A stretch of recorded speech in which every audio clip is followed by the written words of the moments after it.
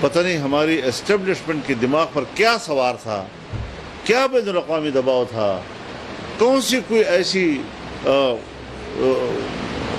کوئی خوبصورت مستقبل ان کو نظر آ رہا تھا۔ پی ٹی آئی کو ووٹ دینا ملک کو تباہ کرنے میں حصہ دار بننا ہے، اور اس کا کوئی دوسرا معنی نہیں ہو سکتا۔ اپنی سرزمین وہاں کے امن کا تحفظ کرنا جانتے ہیں، لیکن مشکل یہ ہے کہ ان سے اسلحہ چھین لیا گیا، اب وہ بے دست و پا کر دیے گئے، اور وہاں کا جو لوگوں کا اپنا ایک لشکر ہوتا تھا جس کو یہ چلویشتے کہتے تھے، وہ بھی ختم کر دیا گیا۔ تو دوسری طرف جو بندوق بردار لوگ ہیں وہ مکمل آزاد ہیں، جب چاہیں علاقے میں آ جائیں، جس علاقے پہ جا کے دعویٰ بول دیں، جہاں آ کر وہ انسانی جانوں کے ساتھ کھیل لیں۔ اس قسم کی جو ریاست کی طرف سے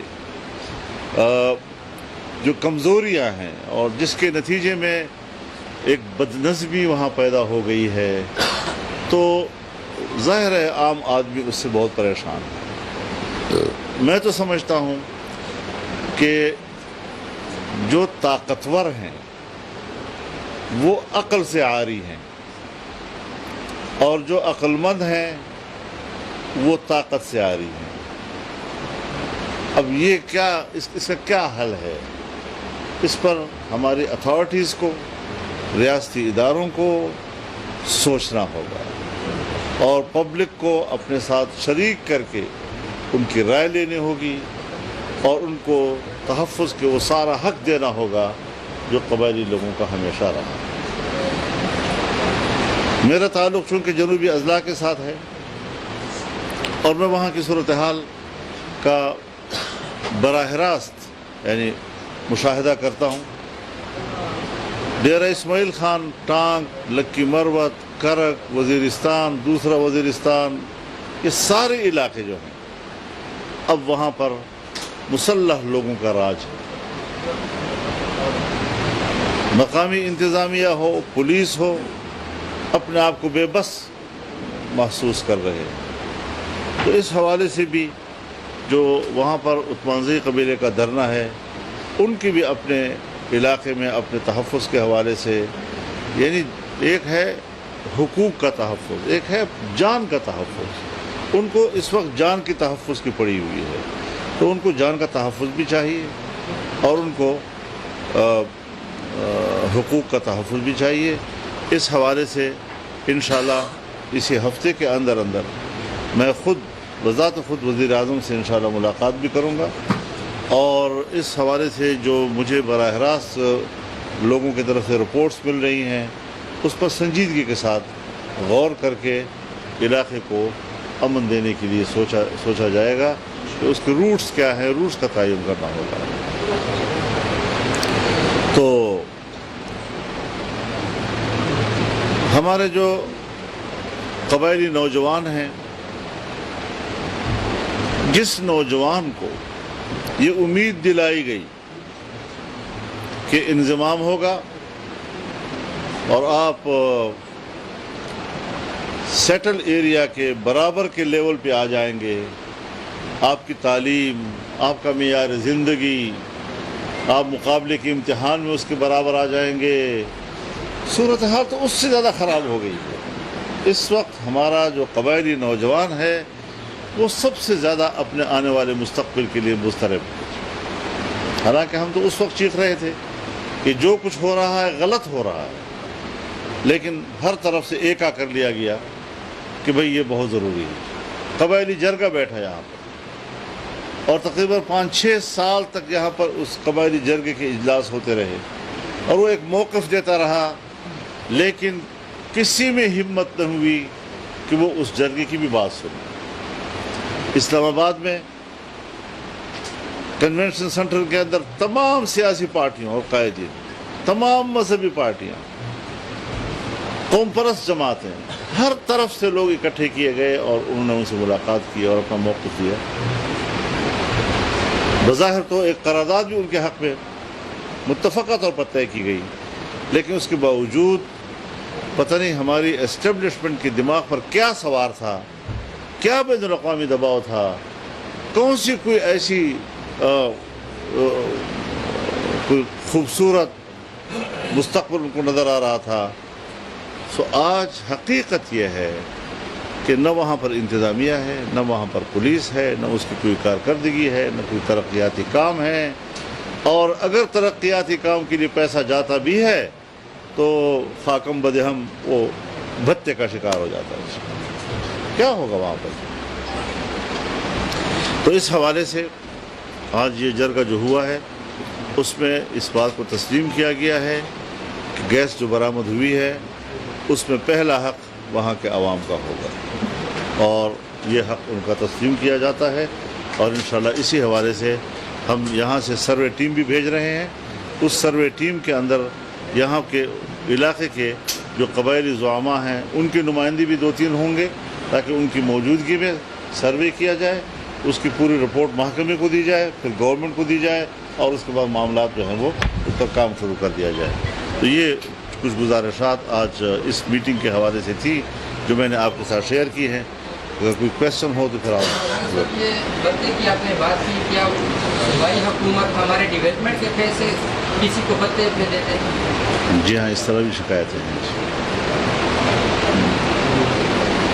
سر یہ بتائیں کہ میڈیم کے بارے میں یہ ایک تاثر ہے، اب میڈیم کے اندر سے شاید ایسی آوازیں اٹھی ہیں کہ ہم نے یہ حکومت کی ایسا اختلاف کا سامنے آ رہا ہے جو ابھی حالات کا سامنا کرنا پڑ رہا ہے، اس وجہ سے ایسی آوازیں آ رہی ہیں. دوسرا سوال یہ ہے کہ سر ایک تاثر یہ بھی ہے کہ یہ سارا میڈیم کو ٹریک اس لیے کیا گیا کہ عمران خان کو جتنے ماضی کے گناہ پر ان کی حکومت کی ناکامی تھی ان سے ان کو نکالا جائے اور دوبارہ سے ان کو سامنے آئے. دیکھیے، یہ پاکستان کا ایک اوپن پولیٹیکل ایریا ہے. یہاں پر سب کچھ کہا جاتا ہے اور کہا جا سکتا ہے، کہنے دیا جائے، کوئی پابندی تو نہیں ہے. سوشل میڈیا ہے جی. جہاں تک آپ کے سوال کا پہلا حصہ ہے کہ پی ڈی ایم کے اندر سے اس قسم کی باتیں آ رہی ہیں، میرے خیال میں اس کو ہمیں ذرا تھوڑا سا سمجھ لینا چاہیے. آپ جو سوال کر رہے ہیں یہ شاید کل بھی کسی صحافی نے یہاں کیا تھا، بلکہ پرسوں شاید یہاں پر. دیکھیے، میں نے کہا کہ جب سے حکومت بنی ہے یہ پی ڈی ایم کا پہلا اجلاس تھا، تو ظاہر ہے کہ ایک رائے تھی حکومت میں آنے سے پہلے. سو ہماری رائے بھی واضح تھی کہ پارلیمنٹ کے اندر سے یا اسمبلیوں کے اندر سے تبدیلیاں نہ لائی جائیں، تحریک کے ذریعے اپنا عوامی پریشر بڑھایا جائے، اسمبلی کے اندر سے اپنی قوت باہر لا کر کہ ہم ایک نئی بنیادیں تلاش کر رہے تھے، پلرز تلاش کر رہے تھے کہ ہماری معیشت کے پلرز کیا ہونے چاہیے. سو پرانے پلرز تو امریکہ، ورلڈ بینک، وہ ساری چیزیں تھیں اور ابھی بھی ہیں، لیکن کیا آئندہ مستقبل کے لیے ہم نے اس کے لیے کوئی نئے پلر تلاش کرنے ہیں یا نہیں؟ سو اس کے لیے پہلا قدم جو ہمارا تھا وہ چائنا کی انویسٹمنٹ اور یہ سی پیک. سی پیک سڑک کا نام نہیں ہے، سی پیک ایک پیکج ہے جس میں سڑک بھی ہے، جس میں ریلوے لائن بھی تھی، جس کے اندر پاور سیکٹر میں بڑھوتری، بجلی کی پیداوار میں اضافہ. پھر ظاہر ہے جب بجلی کی پیداوار میں اضافہ ہوگا اور یہاں صوبہ خیبر پختونخوا میں آپ کی جو ٹرانسمیشن لائن ہے اس ٹرانسمیشن لائن میں صرف 1700 میگا واٹ بجلی اٹھانے کی طاقت ہے. تو اگر آپ کو نئے صنعتی علاقے قائم کرنے ہیں اور اس کے ساتھ جو اکنامک ہبس ہیں وہ آپ نے بنانے ہیں تو اس کے لیے آپ کو بجلی اور گیس بھی چاہیے نا. تو گیس کا منصوبہ اس کے ساتھ تھا، بجلی کا منصوبہ اس کے ساتھ تھا، اور اگر 17,000 تک آپ نے لے جانا ہے بجلی کی کھپت کو تو آپ کو ٹرانسمیشن لائن بھی تبدیل کرنی ہوگی. تو جو نئے پلرز ہم بنا رہے تھے اس پلرز کو اس حکومت نے گرا دیا ہے. اور وہ گوادر بندرگاہ کہ جو ایشیا میں دوسرے نمبر کا سب سے گہرا ترین بندرگاہ تھا، جس سے ایران بھی ڈر رہا تھا، چابہار خطرے میں پڑ گیا، بندر عباس خطرے میں پڑ گیا، دبئی خطرے میں پڑ گیا، اور یہ سب سے زیادہ کامیاب بندرگاہ ہوتا تجارتی لحاظ سے، تو اس کا بیڑا غرق کیا. اور کل جو ابراج گروپ کے حوالے سے خبر آئی ہے کہ کتنا پیسہ دیا گیا، اس میں جو آپ کے ابوظبی کے بادشاہوں نے پیسہ ڈالا ہے، وہ اسی لیے ڈالا ہے کہ یہ ہر قیمت پر حکومت میں آئے، سی پیک کو ڈبوئے، اور آج وہ گہرا ترین سمندر اس وقت صرف 11 فٹ کا رہ گیا ہے، ریت نے آ کر اس کو بھر دیا ہے. ملک کی معیشت کو تباہ و برباد کر کے رکھ دیا اس نے. تو ملک یہیں سے ٹوٹتی ہے نا، سوویت یونین یہیں سے ٹوٹ گیا نا. یہ چیزیں ہیں کہ جس کی نزاکت کو، جس کی حساسیت کو ہر آدمی کو سمجھنا چاہیے، ہر پڑھے لکھے کو سمجھنا چاہیے کہ ہم نے کس چیلنج کو قبول کیا. ہمیں دکھ ہے کہ ہمارے بینکوں میں جب ہم نے کھنگالا، آپ کو پتہ ہے کیا جھوٹ بولتے ہیں یہ لوگ. جس وقت جانے سے پہلے کہہ رہے تھے 25 ارب ڈالر ہمارا ریزرو میں پڑا ہوا ہے، جو ہی حکومت بدلی اور ہم نے پتہ لگایا تو 8 ارب تھا، 7 اور 8 ارب کے درمیان تھا. اب آپ کے پاس جب ڈالر کے ذخیرے کم ہو جائیں گے تو جو چیز کم ہوتی ہے اس کی قیمت بڑھتی ہے نا. بازار میں بھی کوئی چیز آپ خریدیں گے اور وہ ناپید ہو جائے، ٹماٹر ہے، آلو ہے، پیاز ہے، ناپید ہو گیا تو قیمتیں بڑھیں گی نا اس کی. تو اب ڈالر کی قیمت پاکستان میں بڑھ گئی ہے. اس چیز کو ہم نے کیسے کور کرنا ہے، سارا فوکس اسی پہ ہے. اور میں آپ کو بتا دینا چاہتا ہوں آج کی اس پریس بریفنگ سے کہ منگل اور بدھ کو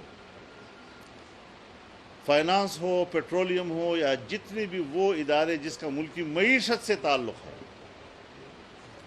وہ پوری حکمران پارٹی کی جماعتوں کو بریفنگ دیں گے، اور پھر پوری حکمران جماعتیں جو ہیں وہ اس بریفنگ کو سامنے رکھتے ہوئے معیشت کے استحکام کے لیے اگلے اقدامات کا فیصلہ کریں گے. تو اس کے لیے ہم اپیل کرتے ہیں جی کہ خواہ اس کا تعلق اسٹیبلشمنٹ سے ہو، چاہے بیوروکریسی کے ساتھ ہو، چاہے ہمارے سرکاری ملازمین ہوں، چاہے عام آدمی ہو، نوجوان ہے، سب کو آج صرف ملک کے لیے سوچنا چاہیے. ہم نے تو جناب ایک پارٹی کو دیکھا ہے، لاکھوں کے اس کے کیا کہتے ہیں وہ فیک آئی ڈیز ہیں، اور ایک جھوٹی خبر آج لگوا دیتے ہیں اور اس کے پیچھے جو ہے فیک لائکس جو ہے وہ ڈال دیتے ہیں. لوگ کہتے ہیں اوہ زبردست کمال، اس کی اتنے لائکس ہیں. جھوٹ پر مبنی اس کا سوشل میڈیا جھوٹ، وہ خود جھوٹ، اور جھوٹ جھوٹ جھوٹ جھوٹ. تو ہٹلر کیا کہتا تھا کہ یا تو جھوٹ اتنا بڑا بولو کہ لوگوں کو یقین ہو کہ اتنا بڑا جھوٹ تو نہیں بولا جا سکتا، یا وہ جھوٹ اتنے تکرار کے ساتھ بولو کہ لوگ سمجھے کہ یار یہ بار بار ایک بات کر رہا ہے تو ظاہر کچھ تو ہوگا. تو یہ وہی جو بین الاقوامی اصول ہے جھوٹ کو دنیا سے منوانے کے لیے، اس کا ٹھیک ٹھاک سبق ہماری پی ٹی آئی نے پڑھا ہوا ہے اور لوگوں کو پڑھا رہے ہیں. مولانا صاحب، یہ جن منصوبوں کا آپ ذکر کر رہے ہیں، یہ تو اس طرح لگ رہا ہے کہ آپ ابھی حکومت میں آئے ہیں اور آپ کو کم از کم 5 یا اس سے زائد سال کی ضرورت ہے. آپ کے پاس مختصر دورانیہ ہے، اور اس دورانیے میں جو بظاہر صورتحال ہے وہ تو گرگو ہے. تو آپ کے پاس مطلب کہ آپ نہیں سمجھتے کہ پی ڈی ایم جو ہے وہ بند گلی میں پھنس گئی ہے؟ معاشی حالت اتنے مختصر وقت میں سدھارنا جو ہے وہ ناممکن نظر آ رہا ہے. میری رائے یہ ہے میری رائے یہ ہے کہ ہم اس وقت سال سوا سال کے لیے بیٹھے ہوئے ہیں. ہمیں طویل المدت منصوبوں کی بجائے قلیل المدت منصوبے جو ہے سامنے رکھنے چاہیے، جس سے عام آدمی کا روزمرہ کا معاملہ وابستہ ہوتا ہے. تو کچھ چیزیں ایسی ہیں کہ ہمیں اگلی حکومت کا انتظار کرنا چاہیے، اور پبلک کو یہ اعتماد کرنا چاہیے کہ جن لوگوں نے ہمارے ملک کی معیشت کو ڈبویا ہے، دوبارہ ہمیں اس پر اعتماد کرنے کی ضرورت نہیں. میں تو اپنے मुल्क के उन शहरियों, उन जवानों से हमदर्दी के साथ कहना चाहता हूँ और बड़े शरह सदर के साथ कहना चाहता हूँ कि पीटीआई को वोट देना मुल्क को तबाह करने में हिस्सादार बनना है और इसका कोई दूसरा माना नहीं हो सकता। तो क्यों लोग न समझे जी।